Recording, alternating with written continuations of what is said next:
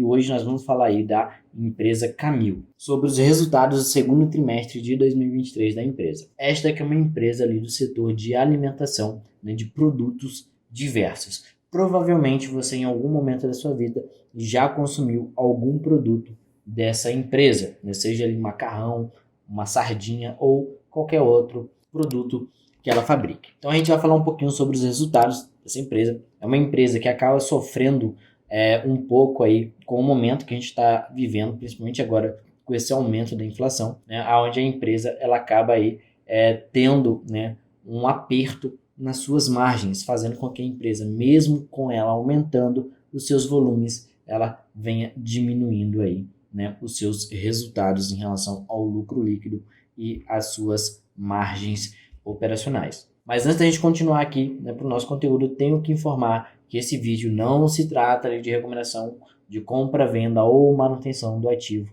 aqui apresentado. Também vou pedindo para você curtir, comentar e compartilhar esse vídeo. E se você ainda não é inscrito aqui no canal, está esperando o quê? Inscreva-se e fique por dentro aí, né, de informações sobre o mercado financeiro. Só uma apresentaçãozinha rápida da empresa aqui, né? É uma empresa que foi fundada lá em 1963, então é uma empresa que possui 60 anos de idade, fez o seu IPO na Bolsa de Valores recentemente, né? Há pouco mais de 6 anos aí, no ano de 2017. É uma empresa que já nasceu na Bolsa de Valores dentro do novo mercado, que é o mais alto nível de governança na Bolsa de Valores.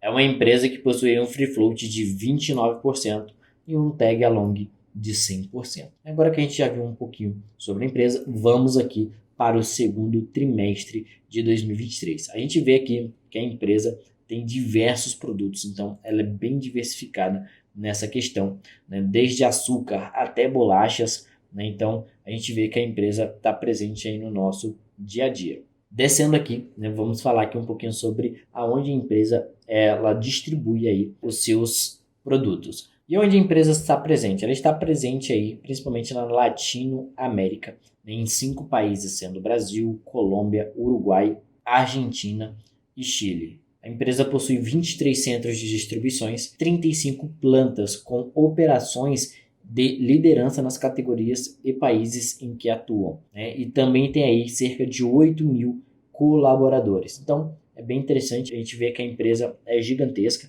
né? Tem marcas líderes aqui como a Camil, a União, que é a marca de açúcar, a Coqueiro, que é a parte de pescado deles, né? Sardinha, Macarrão Amália e Biscoito Mabel.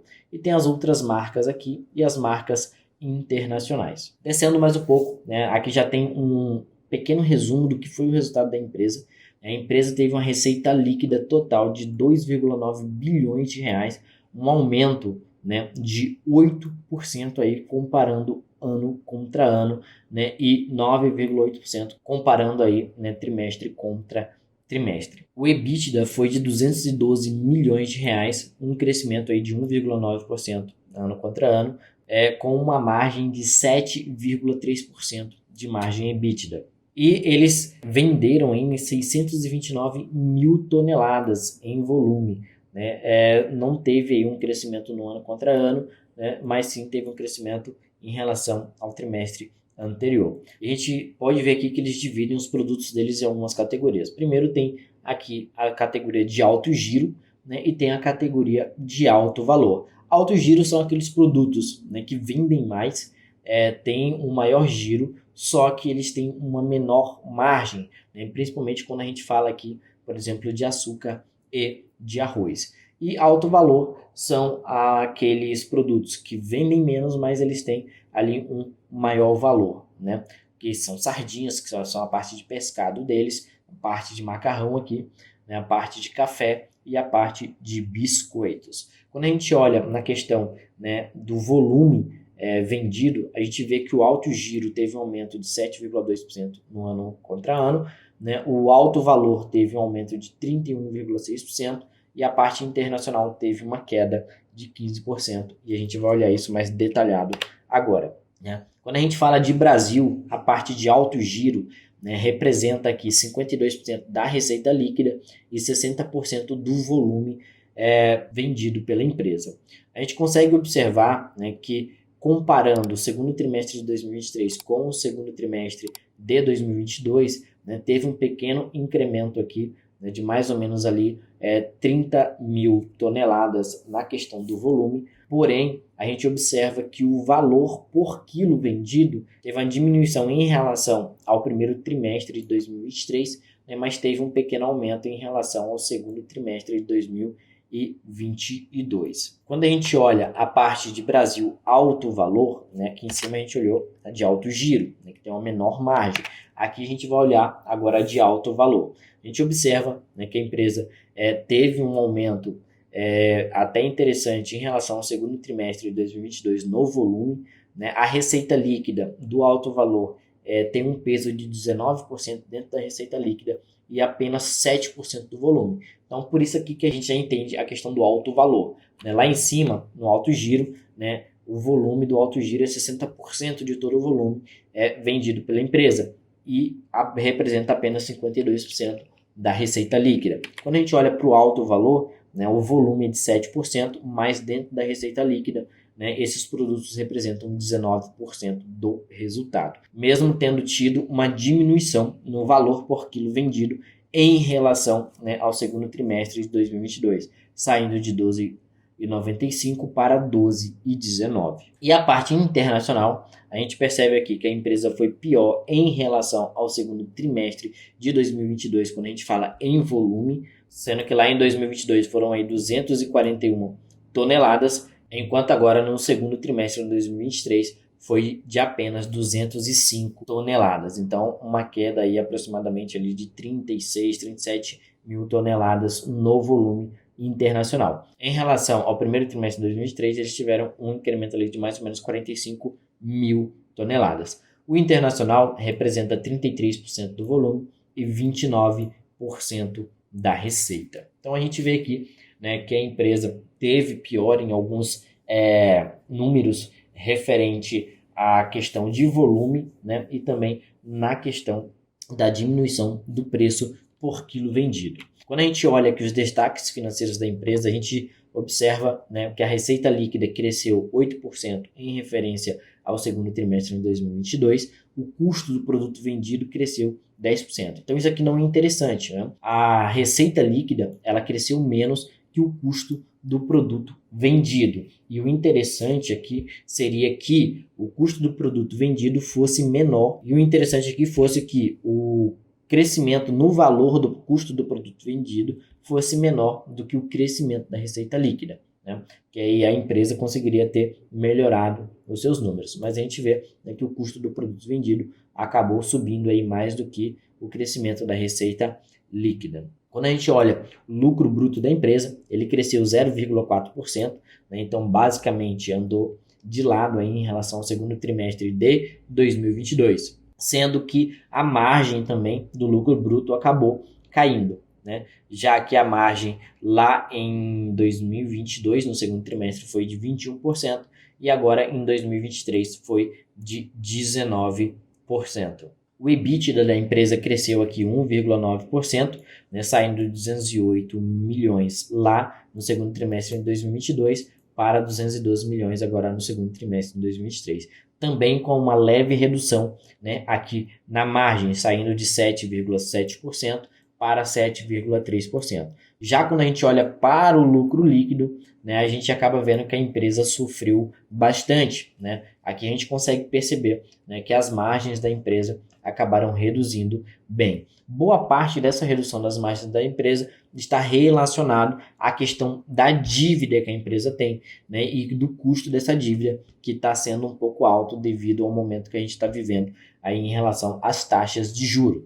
Então a empresa teve uma queda de 50% no seu lucro líquido em relação ao segundo trimestre de 2022, né, perfazendo aí um lucro no segundo trimestre de 2023 de apenas 47 milhões de reais, sendo aí uma margem, né, de lucro líquido de 1,6%, uma queda praticamente, né, uma queda muito significativa contra 3,5% em relação ao ano anterior. Então a gente vê, né, que a empresa está sofrendo um pouco em relação a isso. Por falar em dívida, é disso que a gente vai falar agora, né? A gente já vai observar aqui, né, no endividamento da empresa, que no segundo trimestre de 2023 a empresa está aí perfazendo uma dívida bruta, né, total de 5 bilhões de reais aproximadamente. Então, é uma dívida aí, né, bem grande para a empresa. Tanto que essa dívida hoje ela está representando aí 3,4 vezes em relação ao EBITDA. Então, quando a gente compara ali no indicador dívida líquida por EBITDA, né, essa dívida líquida está representando 3,4 vezes o EBITDA da empresa. E a dívida líquida da empresa hoje é de 2,9 bilhões de reais. Por que isso? Porque a empresa, né, ela está com um caixa mais aplicações financeiras de aproximadamente 2 bilhões de reais. Então, descontando aqui a dívida bruta menos o caixa mais aplicações financeiras, a empresa perfaz aqui uma dívida líquida de 2,9 bilhões de reais. É uma dívida um pouco elevada, né? Recentemente eles fizeram aí a 12ª emissão de debêntures com CDI mais 0,9, a dívida deles gira em torno do CDI mais alguma coisinha ali, então é uma dívida que não é tão cara assim, é relativamente barata, vamos dizer, para o momento do cenário econômico que nós estamos vivendo, mas mesmo assim, por ser um valor muito alto, né, tá acabando fazendo com que a empresa não consiga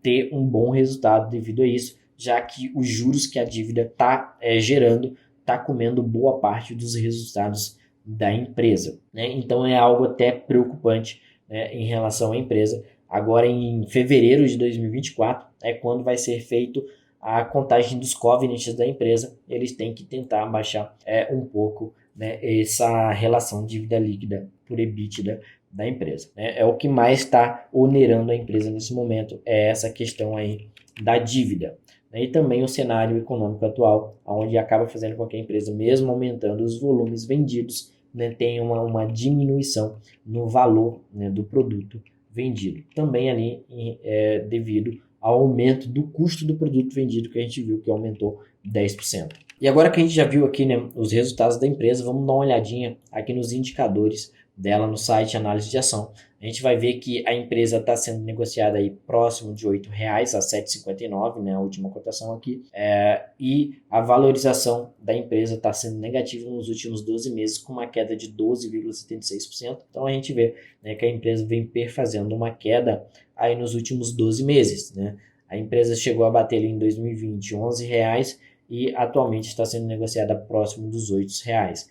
E isso tudo deve-se ao cenário econômico, essa questão da pressão nas margens e também a precificação dessa alta dívida que a empresa está no momento. Quando a gente olha aqui, né, o dividend yield da empresa, a gente percebe que a empresa vem pagando, né, dividendo desde 2018 de forma consecutiva, né, todos os anos, tendo aqui uma média, né, no seu yield de mais ou menos ali 3%. Então é uma empresa que vem pagando, né, apesar do cenário econômico que ela está passando. A expectativa do PL da empresa é bem baixo, na casa de 5,39 vezes, devido aos resultados da empresa e a precificação que o mercado está fazendo. O valor patrimonial por ação é de R$ 8,57 por ação, né, tendo aqui um PVP, que é o valor que ela está sendo negociado em relação ao valor patrimonial dela, de 0,87. Então a empresa está sendo negociada aí com um leve desconto, né, desconto esse que está sendo precificado devido à questão principalmente da dívida. Então a gente vê que a empresa tem crescimento na receita, crescimento no lucro nos últimos anos, né? Tem um ROI aqui na casa de 11%, a margem bruta dela atual é de 20%,